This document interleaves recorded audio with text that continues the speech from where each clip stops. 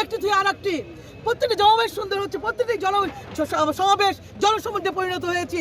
আমরা কোথাও সব জায়গায় আপনারা দেখেছেন যে লোকারণ্য মানুষের জনস্রোত ঠেকানো যাচ্ছে না, তার যে যার মতো করে সমাবেশে চলে আসছে। সুতরাং যে সমাবেশ এখানে এসছে, আমরা আশা করি আগামীকালকে সমাবেশ এটা জনসমাবেশ পরিণত হবে, জনসমুদ্রে পরিণত হবে, যেটা দেখে এই হাসিনা সরকার অলরেডি সে তার অবস্থা বুঝে ফেলেছে যে তার পায়ের তলায় মাটি নেই। এদেশের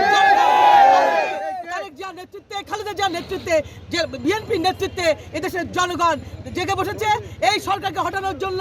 এই সরকার যে অত্যাচার করেছে, এই সরকার দেশের মানুষের উপরে যে জুলুম নির্যাতন চালিয়েছে, যে গুম খুন হত্যা করেছে, এই সিলেটে ইলিয়াস আলীকে গুম করেছে, এরকম অনেক নেতা, কয়েকদিন আগে একজন নেতাকে মারা গিয়েছে এই সিলেটে। সুতরাং গত পরশু দিনে এখানে রক্তের পুলিশ এখানে মানে আন্দোলনে পুলিশ এখানে মিটিং এ কিন্তু হস্তক্ষেপ করেছে, এখানে রক্তারক্ত হয়েছে, আমরা দেখেছি।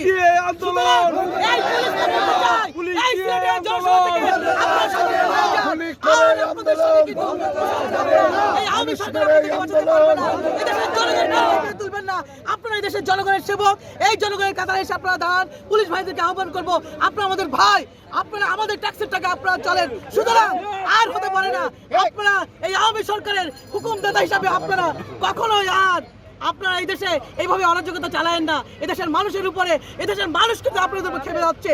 যদি এদেশের জনগণ আবার খেপে যায়, সেই ৭১-এর যুদ্ধে দেখেছেন কিভাবে মানুষ খেপে যে কি করেছে দেশে। আজকে দেশের যে অবস্থা হয়ে দাঁড়িয়েছে, তেমনই আছে যুদ্ধ কিন্তু এদেশের জনগণ শুরু করবে। সেই যুদ্ধে করছে বিভিন্ন জায়গায়। আমরা খুলনা বিভাগ থেকে, আপনারা খুলনা থেকে আসেন, আপনাদেরকে অনেক অনেক ধন্যবাদ। আমরা বিভিন্ন জায়গা থেকে নেতা কর্মীদেরকে পেটুয়া বাহিনী, পুলিশের বাহিনী বাধা দিচ্ছেন, সেই বাধা ভিন্ন অবজ্ঞা করে পায়ে হেঁটে মানুষে যা কালকে সমাবেশে গণসমুদ্রে প্রমাণিত হবে।